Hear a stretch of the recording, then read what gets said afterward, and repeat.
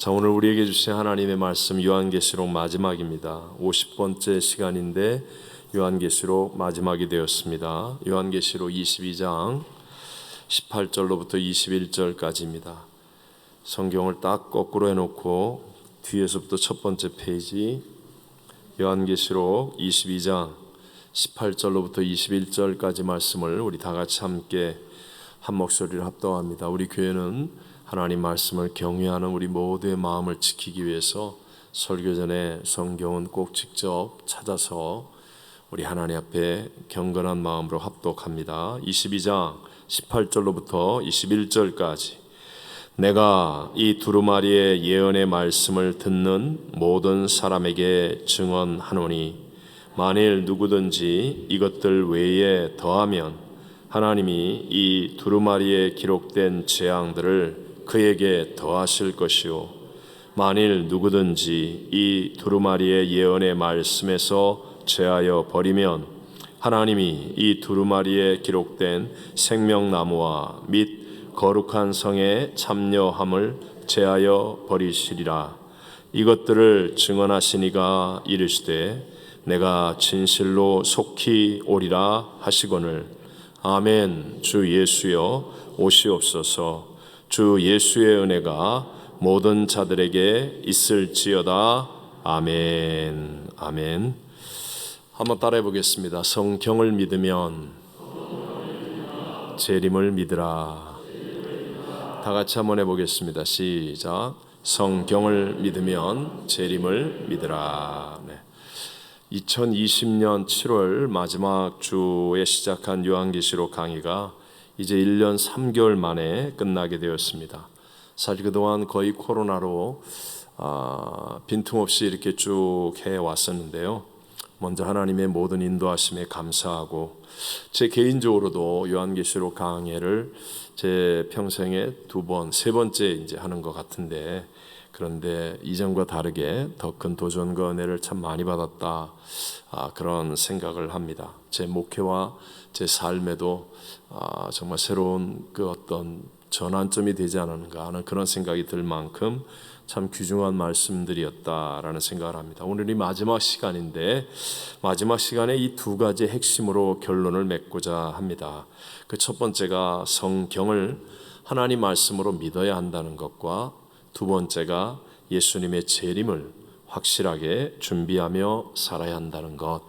이것이 요한계시록 성경 전체의 결론과 같다라고도 말할 수 있습니다. 하나씩 우리 은혜를 나누겠습니다. 먼저 성경을 하나님의 말씀으로 믿어야 합니다. 다시 한번 성경을 무엇으로? 하나님의 말씀으로 어떻게 해야 돼요?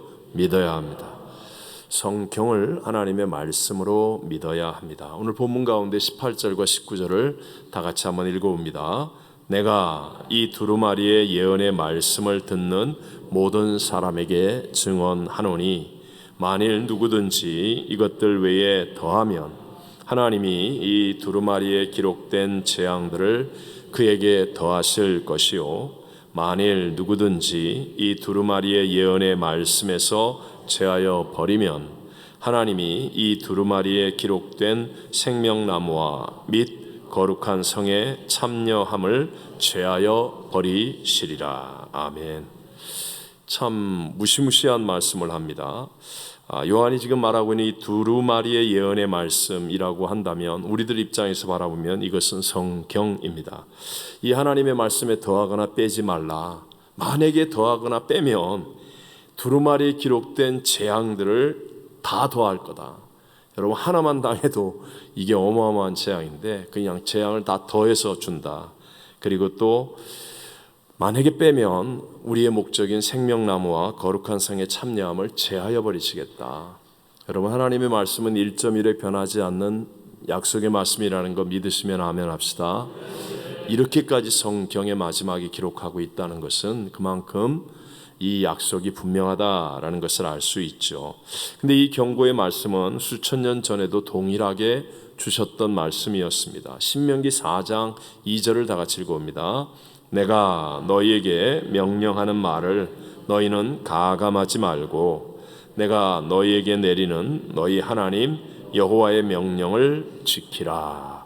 모세가 이제 이스라엘 백성들과 작별을 앞두고 가나안 땅에 들어가는 이스라엘 백성들을 향하여 마지막 하는 말씀 속에서도 똑같이 하나님의 말씀, 내가 너희에게 명령하는 건 하나님의 말씀인데 가감하지 말라라고 말씀합니다. 여러분, 성경은요 1.1획도 과장되거나 왜곡될 수가 없습니다. 다시 한번 여쭤봅니다. 여러분은 정말 성경을 하나님의 말씀이라고 믿습니까? 네. 사실 우리 지난 주일 오후에도 효도잔치 정말 전 교인들이 한 마음이 되어서 다 참여는 못했어도 정말로 마음으로 모아서 하나가 되어서 아름답게 했는데요. 내 부모를 공경하라, 이런 말씀은요 우리의 이성과 윤리와 도덕과 결이 같아요. 결이 같은 하나님의 말씀이기 때문에 누구도 저항하지 않고 그냥 쉽게 받아들일 수 있습니다. 그런데 내 이성의 수준을 뛰어넘는 말씀, 때로는 윤리 도덕을 거스르는 듯한 말씀, 이런 말씀은 사실 우리도 받아들이기 어려울 때가 있다는 것이죠. 예를 들어 홍해바다가 갈라져서 육지처럼 200만 명의 이스라엘 백성들이 건넜고 뒤따라오는 애굽의 바로 왕과 그 전차 부대는 또 홍해바다가 합쳐져서 물속에다 수장되어 죽었다. 아니면 원수를 용서하고 또 축복하라, 이런 말씀들은 사실 참 어렵습니다. 또 가나안 땅에 들어갔을 때 하나님을 믿지 않으면 다 진멸해라. 아니 그 가축들 어린아이까지 다 진멸하라. 이 하나님이 진짜 하나님이야? 막 이렇게 원수마귀가 우리를 꼬드기기도 하죠. 이런 말씀. 또 하늘에서 성령의 불이 임했다든가, 아니면 예수님 탄생에 대해서도 예수님이 역사 속에 오신 것은 믿지만 그러나 처녀가 잉태하여 나았다, 탄생했다, 이런 것에 대해서는 또 잘 안 받아들이는 사람도 있습니다. 마찬가지로 가장 중요한 예수님의 부활도 이건 기독교를 만들기 위해 후대의 제자들이 이렇게 만들어 놓은 것이지 이게 진짜 죽은 자가 어떻게 살아날 수 있을까? 이런 의심들을 우리에게 던져줍니다. 말씀에 분명히 있음에도 불구하고 우리가 불편한 것은 애써 무관심하거나 아니면 과거의 어떤 이야기일 거야, 그냥 그 시대에 그렇게 만들어 놓은 산물일 거야, 이렇게 치부하려고 하는 그런 것에 대해서 여러분 조심해야 한다는 거예요. 조심해야 된다는 거. 우리가 다른 거 다 잘해도 하나님 말씀을 가감한다든가 하나님 말씀을, 성경을 하나님 말씀으로 받아들이지 못하면 사실은 다 소용없는 것이 되어져 버리고 만다는 거예요. 생명나무도 얻지 못하고 천국에도 들어가지 못하고 성경에 기록된 재앙이 다 내게 임하는 거, 그거 끝장나는 거 아니겠습니까? 하나님 말씀에 대한 올바른 태도를 갖는 건 너무너무 중요한 것이죠. 성경은 사실과 허구가 섞여져 있는 책이 아닙니다. 여러분, 성경은 100% 진리고 사실인 것을 믿으시기 바랍니다. 단지 시간에 의해서 과거적 사실, 현재적 사실, 그리고 미래에 이루어질 사실로 나뉘어질 뿐이지 성경의 모든 약속들과 예언들은요 시간과 공간을 초월하신 하나님의 입장에서 보면 이것은 다 이루어질 말씀 또는 이루어진 말씀이라는 거예요. 사실 성경은 지금 우리들의 입장에서 보면 거의 다 그 예언의 말씀들이 이루어진 것을 확인할 수가 있죠. 그때 당시에는 그것이 굉장히 미래적인 일로 이런 일이 진짜 있을까? 할 수 있는 상황이었지만 지금 우리들에게는 이제 그 일들이 현재적인 사실 또는 과거적인 사실로 바뀌어진 것이 거의 대부분인 것이 성경의 말씀이라는 거예요. 가장 중요한 원복음이라고 말하는 4,000년 전에 약속하신 창세기 3장의 말씀, 그게 예수님의 초림으로 또 예수님의 사역으로 다 이루어졌지 않습니까? 중요하니까 한번 보겠습니다. 창세기 3장 15절을 읽어봅니다. 내가 너로 원수가 되게 하고 내 후손도 여자의 후손과 원수가 되게 하리니 여자의 후손은 내 머리를 상하게 할 것이요 너는 그의 발꿈치를 상하게 할 것이니라 하시고. 참 기가 막힌 단어가 나와요. 여기 성경에 여자의 후손, 창세기에 기록되기를 여자의 후손이라는 말은 엄청난 말입니다.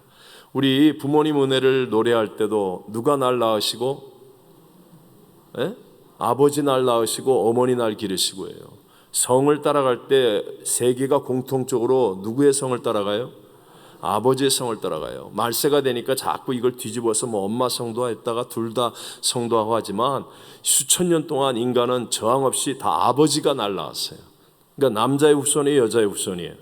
다 남자의 후손이에요. 남자의 후손, 남자의 씨를 통하여 잉태하여 태어나는 게 세상의 사람이에요. 근데 성경은 여자의 후손으로 태어나는 사람이 있다고 말합니다. 남자를 알지 못하는 처녀의 몸을 빌어 성령으로 잉태하여 탄생할 예수 그리스도를 이미 창세기에 예언해 놓으셨어요.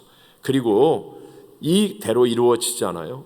여러분, 세상에서 여자의 후손이라는 단어를 쓰는 곳은 없습니다. 성경을 읽고 난 다음에 흉내를 내서 쓸 수는 있지만 이렇게 성경처럼 명확하게 여자의 후손이 뱀의 머리를 상할 것이다. 뱀이 십자가 예수님 못 박아 죽이며 발뒤꿈치를 상하게 하지만 그러나 예수님 부활하셔서 뱀의 머리를 완전히 박살내고 승리하실 것을 이미 다 예언해 놓으셨고 그리고 그대로 다 이루어진 줄로 믿습니다. 성경에서 가장 큰 사건이 노아의 홍수 사건 아닙니까? 노아의 홍수 사건도 이미 하나님은 계속 예언하셨어요. 무두셀라가 인류 역사에 가장 오래 산 사람이죠. 그 무두셀라는 무두셀라가 죽으면 하나님의 심판이 온다는 이름이에요. 그래서 무두셀라를 오래 살게 한 이유가 뭐냐? 한 명이라도 구원하시려고. 무두셀라를 통하여 하나님의 심판을 온 세상, 당시 세상이 끊임없이 전파하셨어요. 그런데 결국은 듣지 않는 거예요. 하지만 우리는 알아요. 하나님이 이미 예언하신 대로 노아의 홍수가 정확하게 이루어졌다는 사실을 우리는 압니다. 여러분, 이스라엘의 나라가 하나님의 선민 아닙니까? 이스라엘의 패망 그리고 성전의 파괴, 거기에다가 무엇보다도 70년 만에 회복될 것을 이미 성경은 다 예언하셨어요. 여러분, 사실 패망이나 파괴는 예언하기가 쉬워요. 쉽습니다. 쉽다는 말이 좀 그렇지만 어느 정도 가능성이 있어요. 그러나 여러분, 70년 만에 회복된다. 여러분, 이런 예언이 어떻게 가능합니까? 하지만 예레미야서 25장 11절 12절 성경 곳곳에 이스라엘이 나라를 잃고 70년 만에 70년 동안 바벨론의 왕을 섬기다가 70년 만에 돌아오리라, 회복되리라, 성전이 재건되리라 예언하신 대로 그대로 이루어졌어요. 거기에 무려 150년 전에 이사야 선지자를 통하여서 누구에 의해서 해방되느냐? 이방 왕 고레스에 의해서 해방될 것이라고 성경은 예언해놨어요. 이렇게 정확한 예언이 어디 있어요? 한번 이사야서 44장 28절만 읽어보겠습니다. 고레스에 대하여는 이르기를 내 목자라, 그가 나의 모든 기쁨을 성취하리라 하며, 예루살렘에 대하여는 이르기를 중건되리라 하며, 성전에 대하여는 내 기초가 놓여지리라 하는 자니라. 아멘. 이렇게 성경은 이미 예언해 놓고 그리고 그대로 이루어졌다는 사실을 우리에게 깨우쳐주고 있어요. 또 말세에 등장할 이스라엘 나라의 회복에 대해서도 성경은 예언해 놓았잖아요. 근데 사실 지금부터 약 100년 전까지만 해도 아무도 이것을 생각하지 못했어요. 이스라엘 나라가 지구상에 없었으니까. 이 지구상이 없었으니까. 하지만 1948년 5월 14일 이스라엘이 나라를 선포하고 독립하여 새로운 나라가 생겨날 줄은 세상은 몰랐어요. 근데 하나님은 예언해 놓았어요. 예언하신 대로 이스라엘이라는 나라가 독립하여 세상에 나타났습니다. 뭐 큰 것만 얘기해도 이래요. 그런데 아직도 성경이 하나님의 말씀으로 안 믿어진다고 하는 사람, 그 사람을 정말 이해할 수가 없는 것이죠. 성경처럼 완전한 책은 없습니다. 한국에서 읽어도, 미국에서 읽어도, 아프리카에서 읽어도, 남미에서 읽어도, 저 어디 시골에서 읽어도, 어디 도시 빌딩 펜트하우스에서 읽어도 성경은 완전합니다. 모든 사람에게 정확한 진리로 자유함을 주고 깨우침을 주고 인도함을 주는 책인 줄로 믿습니다. 성경은요, 앞뒤가 정확하게 맞아떨어지는 책이에요. 그 말은 성경 안에 있는 모든 것들이 인간이 지어낸 이야기가 아니라는 것이죠. 여러분, 구약과 신약이 얼마나 이 연대 차이가 있습니까? 성경으로만 얘기하면 성경을 쓴 시작과 마치는 시간까지가 약 1400에서 1600년이에요. 여러분, 1400년 전에 쓴 사람이 어떻게 오늘날과 똑같이 맞아떨어지는 글을 쓸 수 있다는 게 그게 상상이 됩니까? 구약과 신약의 이야기, 그 중에 하나가 틀리면 분명히 가짜로 이거는 틀린 거라고 말할 수 있어요. 근데 성경은요, 구약에 예언한 것이 신약에 정확하게 이루어지고요, 조금도 어긋남이 없이 완벽한 일관성이 있어요. 완벽함이 완벽함. 어떻게 1600년에 걸쳐서 서로 다른 지역에서 서로 다른 시대를 살고 다른 일을 하고 다른 나라를 바라보고 다른 환경을 바라보고 다른 상황 속에 사는 사람들이 이렇게 완벽한 성경을 기록할 수 있습니까? 이것은 하나님의 말씀이기 때문인 줄로 믿습니다. 마태복음에 나오는 예수님의 족보 보면, 족보가요, 아브라함부터 다윗까지 14대예요. 14대. 그리고 다윗으로부터 바벨론 포로까지가 14대. 그리고 바벨론 포로에서 회복되어서 예수님까지가 14대. 이렇게 나오고 있어요, 마태복음에. 여러분, 사람이 이거 만들 수 있겠어요? 만들 수 있어요, 없어요? 아니, 14대, 14대, 14대를 사람이 어떻게 꾸며내고 만듭니까? 그렇다면 여러분, 이 하나님의 말씀을 믿는 것이 어찌 헛된 일이라고 하겠습니까? 우리가 정부에서 하는 얘기도 믿고, 어떤 사람은 매일 흔들리는 주식도 믿고 투자하고, 비트코인에다가 목숨도 걸면서 하루아침에 엎어지고 내일이면 어찌 될지 모르는 그런 세상 일에는 전심을 다해서 밤새워서 노력하고 애쓰면서, 그러면서 집중하면서, 아니, 역사를 주관하시고 내 생사복을 주관하는 하나님의 말씀은 어찌 그리 관심이 없고 집중력이 없습니까? 우리가 진실로 승리하기 원한다면 다른 것이 아니라 하나님의 말씀, 성경을 여러분 진실로 올바르게 붙들고 집중할 수 있게 되시기를 바랍니다. 네. 성경이 참인 것을 믿고 성경에 가감하지 않고 그것을 받아들이고 아는 것이 믿는 게 아니에요. 사는 것이 믿는 거예요. 네? 아는 것이 믿는 게 아니라 사는 것이 믿는 거라고요. 그러니까 그 성경대로 살아보겠다고, 이 시대가 아무리 거꾸로 간다 할지라도 나는 성경대로 살아보겠다고. 왜요? 성경은 주식보다 비트코인보다 대통령의 말보다 정부의 말보다 더 위대한 말이고 확실한 말이고 보장 있는 말인 것을 나는 믿기 때문에, 그래서 성경대로 살아보겠다고 말씀을 묵상하고 말씀과 씨름하고 말씀을 순종하고 말씀을 붙들고 기도하고, 그런 사람이 바로 이기는 자가 되고 복 있는 자가 되어짐을 믿게 되시기를 바랍니다. 두 번째가, 이제 진짜 본론이 이거예요. 예수님의 재림을 확실하게 준비하며 살아야 한다는 거예요. 다시 한번, 자, 성경 전체의 결론일 수도 있고요, 요한계시록의 결론일 수도 있어요. 무엇을 좀 펼쳐봐요. 무엇을 확실하게 준비해야 돼요? 예수님의 재림. 다시 한번, 성경 전체의 결론일 수도 있고 요한계시록의 결론일 수도 있어요. 그럼 우리에게 있어서 이건 중요하다, 안 중요하다? 중요하다. 무엇을 확실하게 준비하며 살아야 된다? 예수님의 재림. 예수님의 재림. 제 개인적으로 요한계시록 강해를 하면서 하나님의 가장 크게 다가왔던 은혜, 그리고 다짐, 그리고 하나님의 어떤 위로와 칭찬, 하나님과의 교통 교제 속에서 확실하게 붙잡은 게 예수님의 재림을 확실하게 준비하는 교회가 되어야 된다. 네. 너무나 확실하게. 자, 오늘 본문 20절 읽어보겠습니다. 20절. 이것들을 증언하시니가 이르시되 내가 아멘. 주 예수여 오시옵소서. 아멘. 예수님이 직접 내가 진실로 속히 오리라 하니까 아멘. 주 예수여 오시옵소서. 이게 요한계시록의 이제 마무리입니다. 여러분, 성경의 모든 예언들은 다 이루어졌습니다. 거의 다 이루어지고 있습니다. 마지막으로 남아있는 가장 핵심적인 중요한 예언은 바로 이겁니다. 예수님의 재림. 내가 진실로 속히 오리라. 진실로 속히 오리라.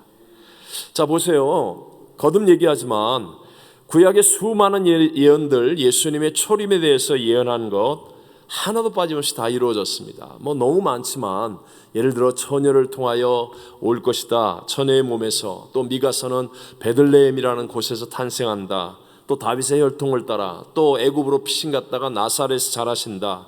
십자가에서 뼈가 꺾이지 않고 죽으시고, 또 십자가에 죽으실 때 그의 옷이 제비 뽑혀 나뉘어지고, 하여튼 뭐 성경에 예언된 모든 것들이 다 이루어졌습니다. 또 우리가 가장 믿기 어려운 예수님의 부활도 여러분 예수님 자신의 증언으로 이루어졌습니다. 예수님 그분은 하나님이시잖아요.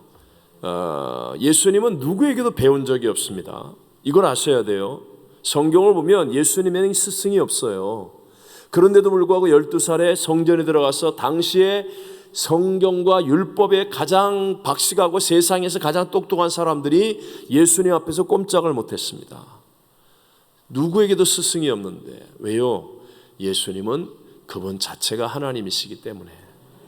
그런데 그분이 자신의 예언으로 부활을 말씀하셨어요. 마태복음 16장 21절만 한번 읽어봅니다. 이때로부터 예수 그리스도께서 자기가 예루살렘에 올라가 장로들과 대제사장들과 서기관들에게 많은 고난을 받고 죽임을 당하고 제3일에 살아나야 할 것을 제자들에게 비로소 나타내시니, 죽임을 당하고 며칠에? 제3일에 다시 어떻게 돼요? 살아나야 한다. 이것을 말씀하셨어요. 또 마태복음 17장 23절을 읽어봅니다. 죽임을 당하고 제3일에 살아나야 할 것 하시니 제자들이 매우 근심하더라. 또 한 군데만 더 마태복음 20장 19절을 한번 읽어봅니다. 이방인들에게 넘겨주어 그를 조롱하며 채찍질하며 십자가에 못 박게 할 것이나 제3일에 살아나리라. 아멘. 아멘. 여러분, 고난과 죽음이라는 것은 어느 정도 예견할 수 있습니다. 그래서 왜 뭐 영화, 드라마, 뭐 우리가 주변에서 봐도 이렇게 뭐 죽을 분위기가 되면 주인공이 알아요, 몰라요? 뭔가 좀 아는 거, 그게 스토리가 그렇게 전개되잖아요. 고난 당할 거 알아요. 죽을 거 대강 알아요. 그런데 여러분, 제3일에 살아날 거, 이거는요 완전히 불가능한 일 아닙니까? 죽었는데 3일에 살아날 것은 완전히 100% 불가능한 일 아닙니까? 그런데 이것을 말한다는 것, 이건 결코 쉬운 일이 아니죠. 만약에 이게 이루어지지 않는 거짓말이 되면 모든 이때까지 예수님의 사역과 이 땅에서의 모든 수고는 다 허사가 되어버린 것과 같아요. 근데 예수님이 내가 죽는다, 근데 3일에 살아난다, 예수님이 이렇게 계속해서 제자들에게 가르치고 나타내시고 예언하십니다. 상식적으로 생각해도 여러분, 불확실한 것을 쓸데없이 얘기할 이유가 없죠. 하나도 자기에게 이득될 거 없잖아요. 불확실한 거, 미래를 왜 얘기해요? 근데 예수님이 이렇게 얘기하셨어요. 그래서 예수님을 죽이는 자들도 이 소문을 다 알고 있었어요. 저 말이야, 죽은 다음에 살아난다고 그랬잖아, 이러면서 예수님을 죽이는 유대 기득권자들도 이 소문을 듣고 알고 있었어요. 그래서 아리마대 요셉의 무덤에 시신을 장사하고 난 다음에 그 무덤 앞에 돌문이 도저히 여자들과 몇몇 사람들이 옮길 수 없다고 그랬죠. 거의 무게로 따지면 2톤이래요. 2톤에 달하는 돌문으로 막아놓고 거기다가 로마의 총독의 인장을 찍은 인봉을 한 거예요. 인봉을. 도장을 찍어서 인봉을 해서 누구도 못 건드리게 해놓고, 그리고 로마의 군인들을 경비로 세웠잖아요. 당시에 로마 군인 경비는 어떤 역할이냐, 우리가 알고 있는 그 이상한 맨날 졸고 앉아있는 이런 경비가 아니에요. 그때 당시에 로마 군인은 경비에 실패하면 산채로 화형을 시키기도 했어요. 그러니까 로마 군인들의 이 경비라는 것은, 이건 그냥 하는, 성경에 그 로마 군인의 경비라고 쓴 이유는 완벽한 경비라는 거예요. 그런데 예수님은 3일 만에 살아나셨어요? 안 살아났어요? 살아나셨어요. 시신이 없어졌어요. 살아나셨어요. 그러니까 유대의 지도자들이 당황하는 거죠. 그래서 로마 군인들에게 내가 너희들 안전보장을 시켜줄 테니까, 화형 안 당하고 죽임 당하지 않고 안전보장 시켜줄 테니까 거짓말해. 제자들이 와서 훔쳐갔다고 그래. 그러나서 돈까지 주었습니다. 돈까지. 거짓 소문을 내어달라는 것이죠. 여러분, 만약에 예수님의 시신이 2000년 역사 속에서 발견이 되었다고 한다면, 그렇다면 오늘날 기독교는 있을 수가 없습니다. 그러니까 마귀가, 얼마나 거짓말을 잘하는 거짓말쟁이 마귀가, 별의별 일을 다 꾸미는 마귀가 예수님 시신을 찾으려고, 만들어내려고 얼마나 몸부림을 쳤겠습니까? 그러나 결국은 예수님은 시신이 없습니다. 다시 살아나신 부활의 주님이기 때문인 줄로 믿습니다. 부활하시고 세상 사람들에게 부활로 나타나셔서 40일을 다니시면서 하나님 나라의 일을 말씀하시고 500여 사람들이 보는 가운데, 일시에 모든 사람들이 보는 가운데 하늘로 구름 속에 승천하여 가셨습니다. 이분이 바로 우리 주님입니다. 전에도 한번 말씀드렸죠. 닉슨 대통령 때 그 특별 보좌관을 했던 찰스 콜슨이라는 분, 우리 미국의 유명한 사건 워터게이트 사건 있잖아요. 그 사건으로 인하여 음모를 꾸미고 상대방을 도청하고 막 이런 그런 사건 때문에 감옥에 들어가고 그랬을 때, 이분은 그 사건으로 인하여 자기는 예수 그리스도의 부활을 확실하게 믿게 되었다라고 고백합니다. 그래서 정말 본 어게인에서 감옥에서 나온 다음에 위대한 복음 전도자의 삶을 살았던 분이에요. 그가 한 고백이에요. 나는 부활이 사실이라는 것을 압니다. 워터게이트가 그것을 내게 증명해 주었습니다. 어떻게? 12명이 예수님이 죽은 자들 가운데서 부활하신 것을 보았다고 증언했습니다. 그들은 그 진리를 40년 동안 한 번도 부인하지 않고 선포했습니다.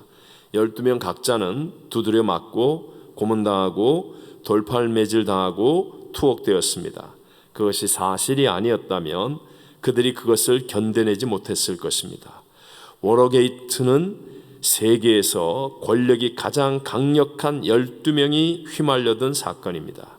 그들은 거짓말을 3주간 연속으로 유지할 수 없었습니다. 그런데 12사도가 거짓말을 40년 동안 계속했다고 하시는 겁니까? 그건 절대로 불가능합니다. 그러니까 자기가 당시에 미국에서 가장 똑똑한 사람들이 모여가지고 이 사건이 빵 터지고 나니까 12명이 입을 모았어요. 법적으로 다 도망갈 길을 만들기 위해서 다 입을 모았어요. 그런데 3주를 못 버티는 거예요. 자기의 양심을 속일 수가 없고 가까운 가족을 속일 수가 없고 안 된다는 거예요. 제일 똑똑하고 제일 독종인 사람들이 그렇게 철저하게 입을 맞추고 약속을 했는데도 3주를 못 버틴다는 거예요. 그런데 대표적으로 12명의 제자들만을 얘기했지만 더 많은 사람들이죠. 12명의 제자들이, 그것도 갈릴리 바다 어부 출신의 사람들이 무려 40년 동안을 두들겨 맞고 감옥 들어가고 죽임을 당하고 그러는데도 불구하고 단 한 명도 부활을 부인하지 않았어요. 이게 거짓말로 입을 맞추어서 만들어낼 수 있는 얘기가 아니라는 거예요. 그래서 자기는 부활을 믿게 되었다. 그리고 위대한 복음 전도자가 되게 되었다는 겁니다. 여러분, 예수님은 예언하신 대로 확실하게 부활하셨고 승천하셨습니다. 자, 믿으십니까? 그렇다면 그 예수님의 재림은 확실한 약속입니까? 아닙니까? 성경 전체에서 예수님의 초림보다 재림을 거의 2배 반 더 많이 예언합니다. 예수님은 다시 오신다. 다시 오신다. 이게 성경의 핵심입니다. 핵심. 근데 우리는 부활을 믿는다고 얘기하면서 재림을 생각하지 않고 살고 있지 않습니까? 이게 이제 문제예요. 자, 보십시오. 제가 충격을 받았습니다. 어제 저녁에 이 요한계시를 읽고 묵상하다가 기도하면서 굉장히 큰 충격을 받았습니다. 예수님이 초림하실 때, 처음 오실 때요, 유대, 예루살렘 또는 이스라엘 사람들은 메시아를 대망하고 있었습니다. 메시아 오기를 진짜 간절히 기다렸어요. 그들은 메시아가 베들레헴에서 태어날 것도 알고 있었어요. 성경을 통해서 메시아에 대해서 알고 있었고 기다리고 있었는데도 불구하고 정작 예수님이 오셨을 때는 소수의 목동들과 멀리서 온 동방 박사들만 예수님을 영접했어요. 예수님을 맞이했어요. 나머지는 단 한 명도. 저는 이게 어제 굉장히 큰 충격으로 다가왔습니다. 그렇다면 그렇게 철저한 유대인들이, 그렇게 메시아 입에 달고 사는 사람들이, 그렇게 메시아의 이 초림을 대망하는 사람들도 제대로 정신을 안 차리고 있다가 예수님을 영접지 못했는데 주님의 재림 때는 더하지 않겠습니까? 그래서 예수님께서 누가복음 18장 8절에 이렇게 우리에게 말씀합니다. 그러나 인자가 올 때에 세상에서 믿음을 보겠느냐? 인자가 올 때에 세상에서 믿음을 보겠느냐? 예수님 다시 오실 때 진짜 예수님 다시 오심을 깨어 기다리며 기름을 준비한 슬기로운 다섯 처녀 같은 그런 믿음의 사람들을 이 세상에서 보겠느냐? 교회가 예수님의 재림을 기다리지 않고 온갖 세상 일 하느라고 뭐든지 할 수 있죠. 근데 이제 본질을 놓치고 건축하느라고, 체육대회 하느라고, 잔치하느라고, 모임 갖느라고, 다른 여러 가지 일들 하느라고, 음악회 하느라고 예수님의 재림을 생각지 않고 그러고 있다가 예수님이 땅 초림 때처럼 재림하시면 그때는 예수님께서 내가 이렇게 재림을 얘기했는데 이걸 믿는 사람이 없구나. 믿는 사람이 없구나. 믿음 있는 자를 보겠느냐. 예수님의 재림에 대한 말씀은요, 어떤 특별한 사람들이나 아니면 어떤 특별한 목사, 장로, 특별하게 기도하는 사람들의 전유물이 아닙니다. 이 땅의 모든 크리스찬들이, 우리 모든 그리스도인들이 예수를 구세주로 영접하고 주님과 함께 동행하기를 간절히 소원하는 우리들이 늘 기억하고 깨어 있어야 할 가장 중요한 문제가 되어 있음을 믿으시기 바랍니다. 진짜 이제 가장 중요한 문제예요. 자, 여행해 보신 분들은 아시죠? 예를 들어 비행기를 이제 티켓팅을 했습니다. 그래서 이제 TSA를 지나서 이제 게이트 앞에 갔습니다.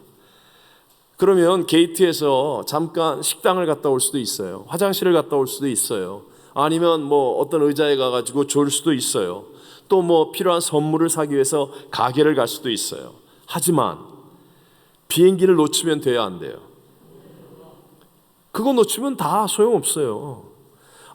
내가 식당에 갔는데 햄버거를 시켰는데 그게 늦게 나와가지고 내가 햄버거 기다리다가 놓쳤다고 백날 얘기해도 소용없다고요. 내가 이 선물은 정말 고마운 분들에게 전해주려고 정성을 다해서 내가 선물을 고르느라고 그래서 내가 비행기를 놓쳤다고 백날 얘기해도 소용없다니까요. 너무 피곤해서 내가 깜빡 졸았는데 그때 비행기 문 닫고 떠났다고 그런 얘기해도 소용없다니까요. 본질이 뭐예요? 본질이 일단은 비행기를 타야 될 거 아니에요. 다른 거는 선물 사다가도 던져놓고 햄버거 주문하고 돈 냈는데 안 나와요? 그래도 그냥 가야지. 비행기 타러 가야죠. 가야죠. 당연하죠. 교회도 마찬가지 아닙니까? 우리의 신앙도 마찬가지 아닙니까? 우리 교회에서 체육대회도 하고 효도잔치도 하고 찬양 경연대회도 하고 회의도 하고 식당에서 친교도 하고 기도원 공사도 하고 우리 교육국장님 교육국 페인트도 계속 칠하고 별의별 일 다 합니다. 이거 나쁜 거 아니에요. 다 좋은 일이에요. 하지만 정말 저와 여러분 정말 가슴 깊이 우리 스스로에게 다짐하고 또 생각하고 돌아봐야 될 것은 이 모든 것의 목적 또는 모든 것의 전제는 바로 구원이라는 것. 여러분 천국에 입성하는 것이고 예수님의 재림을 맞이하는 것이라는 것, 그걸 잊지 않게 되시기를 바랍니다. 여러분 이거 진짜 중요한 거예요. 진짜 중요한 거예요. 베드로전서 1장 9절 다 같이 믿음의 결국 곧 영혼의 구원을 받음이라. 믿음의 결국이 뭐예요?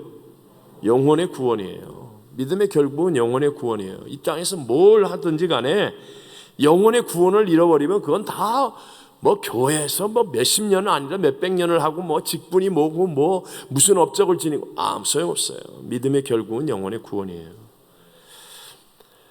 비록 우리가 매 시간마다 이 영생, 구원, 천국, 재림 이런 얘기를 하지 않는다 할지라도 여러분 정말 우리 가슴속에 명심하셔야 돼요. 하나님께서 이번에 요한계시록 강해를 통해 저에게 정말로 확실하게 심겨준 거예요. 교회는 무슨 힐링 캠프 아니에요. 자기 개발하는 곳 아닙니다. 교회 멤버가 되는 게 중요한 거 아니에요. 우리가 교회 생활을 통하여 세상이 조금 나은 사람 되고 잘 먹고 잘 입고 잘 사는 거 그게 목적이 아닙니다. 그게 목적이 아니라고요. 우리의 교회와 신앙의 목적은 구원이고 천국이고 예수님의 재림을 맞이하는 것임을 믿으시기 바랍니다. 그런 의미에서 저와 여러분은요 정말 지혜롭다면 우리의 삶 속에, 기도 속에, 또 우리의 대화 속에, 구역예배 모임 속에 우리 한 번씩 꼭 예수님의 재림을 위한 우리 기름 준비한 믿음을 확인해야 돼요. 구역 모여가지고 뭐 애들 뭐 학교 얘기 뭐 다 할 수 있죠. 그러나 그것으로 끝나면 그건 진짜 말짱 꽝이에요. 꽝. 예수님의 재림을 기다리는 마음, 정말 예수님의 재림에 대한 확신, 구원과 천국에 대한 확신, 이것들이 확인되어지고 이것들로부터 시작되어야 나머지 모든 것들이 의미가 있다는 거예요. 바르게 믿으면 삶의 가치관이나 삶의 태도는 반드시 바뀌게 되어 있습니다. 뭐 비행기 얘기했으니까 여러분 비행기를 믿고 타면 그러면 목적지에 도달할 것을 생각하죠. 그리고 그렇게 행동을 하게 되어 있습니다. 미국에서 비행기를 타고 제가 내일 이제 영국을 향해 갑니다. 그러면 시간도 거기에 맞추고 옷도 거기가 더 추우니까 거기에 맞춰서 맞게 하고 여권, 비자 뭐 여러 가지 준비할 서류 내가 다 거기에 맞게 합니다. 거기에 맞게 비행기를 믿고 타는 거예요. 그러면 결국 그렇게 하고 있는 동안에 거기에 도달하는 거예요. 거기에 도달하는 거예요. 예수를 믿는 것도 똑같다는 거예요. 믿음의 결국은 곧 무엇이라? 영혼 구원이에요. 영혼 구원이에요. 천국 못 들어가면 무슨 소용이 있어요? 제가 얘기했죠. 농담 반 진담 반. 지옥에서 아무리 좋은 스페셜한 펜트하우스라도 천국의 제일 나쁜 데보다 더 나쁘다고요. 가서는 안 된다고요. 펜트하우스라니까 그래도 지옥 펜트하우스는 좀 좋지 않을까? 뭐 이런 생각 드는 분 계세요? 걱정됩니다. 진짜. 천국에서 제일 꼬레비에 가도요. 지옥에서 제일 좋은 것보다 몇 억만 배 좋은 거예요. 비교가 안 되죠. 그 뜨거운 불 속에서 죽고 싶어도 죽지 못하는 그 지옥불이 농담이 아니라니까요. 근데 그냥 가만히 있으면 간다 그런 게 아니라니까요. 그렇지 않아요. 우리는 예수를 믿어도 아직까지는 이 세상에 원수마귀가 역사하고 있기 때문에 때로는 세상에서 가난할 수도 있고요. 병들 수도 있고요. 예측하지 못했던 어떤 고난을 당할 수도 있고 사고와 문제를 만날 수도 있습니다. 여러분 그때 우리가 일희일비하지 않고 우리는 예수님의 재림을 확실하게 믿는 믿음 위에 먼저 굳건히 서야 합니다. 우리가 너무 억울해하고 너무 안타까워할 거 없어요. 너무 그럴 거 없어요. 우린 분명히 예수님의 재림을 믿고 천국과 영생을 믿는 거예요.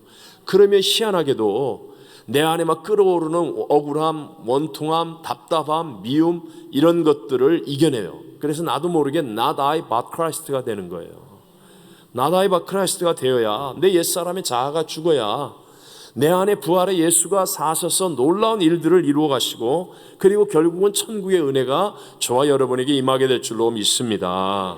다시 한번 천국에는 가난이 있어요 없어요? 없습니다. 질병이 있어요 없어요? 없습니다. 눈물도 상함도 애통함도 곡함도 고통이 없어요. 다시 죽는 일이 없단 말입니다. 여러분 그 천국의 소망이 내 안에 확고해야 그래야 그것이 내 믿음대로 될지어다라고 오늘 우리에게도 누려지게 되는 진짜 승리가 만들어지게 될 줄로 믿습니다. 자 마지막 21절을 읽어봅니다. 21절 주 예수의 은혜가 모든 자들에게 있을지어다. 아멘 아멘. 주 예수의 은혜가 여러분 이 재림의 신앙을 가지고 사는 것을 주 예수의 은혜라고 말합니다. 구원은 단번에 하나님의 은혜로 사망에서 생명으로 옮기고 어둠에서 빛으로, 절망에서 소망으로, 지옥에서 천국으로. 여러분, 이건 우리가 허물을 조금씩 벗어가면서 이루어지는 게 아니라 십자가의 예수 그리스도를 믿음으로 단번에 받게 되는 거예요. 그런데 우리는 아직 원수마귀가 다스리는 세상에서 살아가고 있어요. 그래서 이 단번에 받게 된, 이루게 된 구원을 유지하기 위해서는요, 우리의 숱한 연단과 고난의 과정을 지나는 겁니다. 그래서 성경은 우리에게 좁은 길로 가라, 좁은 문으로 가라, 생명으로 인도하는 곳이다 라고 우리에게 말씀하고 있는 거예요. 이미 우리는 하나님의 약속을 받았지만, 그러나 아직 우리는 천국을 가지 않았기 때문에 이 땅의 삶은 쉽게 말하면 영적인 전쟁터라는 거예요. 그래서 은혜가 필요한 겁니다. 이 은혜를 누리는 비결이 뭐예요? 재림을 바라보는 거예요. 성경의 말씀을 그대로 하나님 말씀을 받아들이고, 그리고 내 안에 재림의 소망이 불같이 오르는 거예요. 그러면 자꾸만 우리가 눈을 들어 하늘을 바라보게 됩니다. 땅의 일이 일비하지 않습니다. 억울함과 답답함과 분통함에 휘둘림을 당하지 않습니다. 재림을 바라보고 천국과 영생을 바라보고 실수가 없인 하나님의 은총을 바라보면요, 하나님의 은혜가 내게 임하는 거예요. 그래서 우리가 이 땅에서 원수마귀가 우리를 도둑질하고 죽여 멸망시키려고 하는데, 결국은 그 은혜로 인하여 우리가 나도 모르게 이기는 자의 자리에 있게 된다는 겁니다. 여러분, 이 영적인 전투는 스포츠 경기가 아닙니다. 스포츠 경기가 아니에요. 스포츠 경기는 지면 다시 하면 돼요. 저도 상금을 잃어버리거나 명예를 조금 잃어버리는 거예요. 근데 영적 전쟁은 지면 죽는 거예요. 지면 죽는 거예요. 사실은 다음이 없습니다. 다음이. 근데 이 영적 전쟁은 오직 믿음으로만 이깁니다. 오직 믿음으로. 그래서 주의 은혜가 필요한 거예요. 함께 우리 요한일서 5장 4절과 5절을 같이 한번 읽어보겠습니다. 무릇 하나님께로부터 난 자마다 세상을 이기느니라. 세상을 이기는 승리는 이것이니 우리의 믿음이니라. 예수께서 하나님의 아들이심을 믿는 자가 아니면 세상을 이기는 자가 누구냐. 아멘, 아멘. 그 은혜가 내게 임하는, 쉽게 말하면 천국의 은혜가 임하는 빨대와 같은 것이 재림의 소망입니다.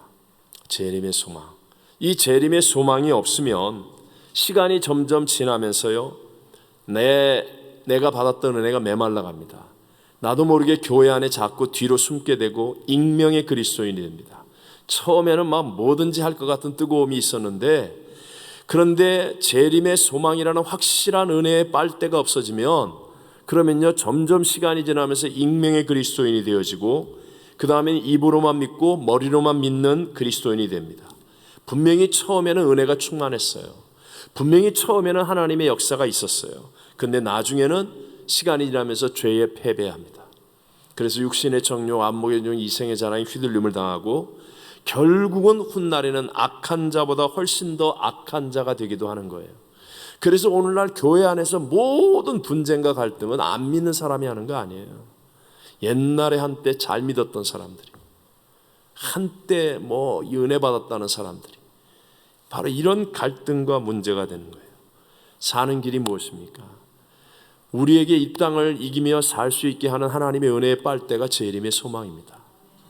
여러분이 성경을 하나님의 말씀이라고 그대로 믿으셔야 돼요. 그대로 믿고, 부활의 예수는 반드시 다시 오신다. 이 재림을 놓치면 내가 이때까지 수고한 모든 것이 다 허사다. 이 정도의 긴장을 가져야 돼요. 내가 아무리 다 잘해도 재림의 순간을 놓치면 끝이다. 반드시 내가 천국에서 영생을 얻는다. 이 믿음을 갖고 있으면요, 이게 은혜의 빨대와 같다니까요. 나도 모르는 사이에 주의 은혜가 내게 강물처럼 흐릅니다. 재림의 소망 때문에 천국의 기쁨이, 세상 사람들은 막 팬데믹이라고 절망하는데 나는 희한하게 마음속에 천국의 기쁨이 나를 평화롭게 해요. 세상 사람들은 날 보면서 저렇게 어려운데, 저렇게 큰 일을 당했는데, 저렇게 힘든데 어떻게 저 사람 저렇게 평화롭지? 어떻게 저 사람 저렇게 소망 가운데 있지? 이렇게 생각할 정도로 나는 재림의 소망 가운데 있으면 이게 은혜의 빨대가 되어지는 거예요. 통로가 되어지는 거예요. 그래서 내 안에 말로 형언할 수 없는, 분명히 어려워요. 분명히 원수가 있고요. 문제를 만났고요. 큰 위기를 당했는데도 불구하고 잠깐은 흔들리지만 이 은혜의 통로, 재림의 소망 때문에 천국의 것들이 내게 밀려 들어오는 거예요. 가난이 없고 질병이 없고 저주가 없고 상함과 국함과 두 번 사망이 없는 천국의 것들이 내게 밀려 들어오는 거예요. 그래서 세상이 나를 삼키려 해도 내가 내 안에 임한 이 천국의 은혜를 가지고 우리 넉넉히 이기는 자가 되고, 반드시 주님 오시는 그날 기름 준비한 슬기로운 다섯 처녀처럼 우리 하나님 앞에서 믿음 있는 자로 우뚝 서는 복을 누리게 될 줄로 믿습니다. 우리 함께 찬송가부로 기도하겠습니다. 175장, 우리 신랑 되신 예수께서 다 같이 함께 우리 찬송 부르며 기도하도록 하겠습니다.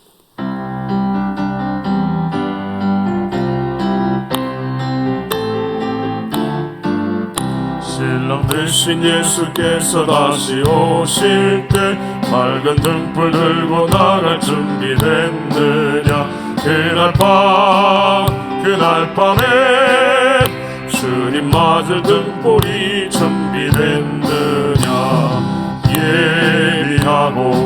예비하라 우리 신랑 예수 오실 때 밝은 등불 손에 들고 기쁨으로 주를 맞겠네. 주를 나와 맞으라는 소리 들릴 때 기뻐하며 주를 맞이할 수 있느냐. 그날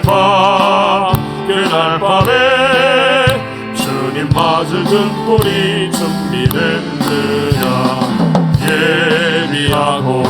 예비하라 우리 신랑 예수 오실 때 밝은 등불 손에 들고 기쁨으로 주를 맞겠네.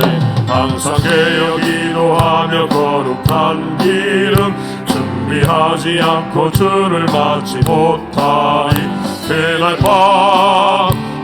밤에 주님 맞을 등불이 준비됐느냐.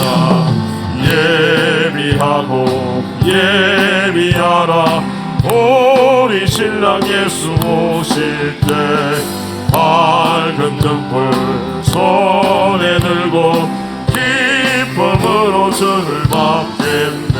그날 밤에 영화로운 혼인잔치에 기뻐하며 할렐루야 찬송 부르리. 그날 밤에 주님 맞을 등불이 준비됐느냐. 예비하라 우리 신랑 예수 오실 때 밝은 등불 손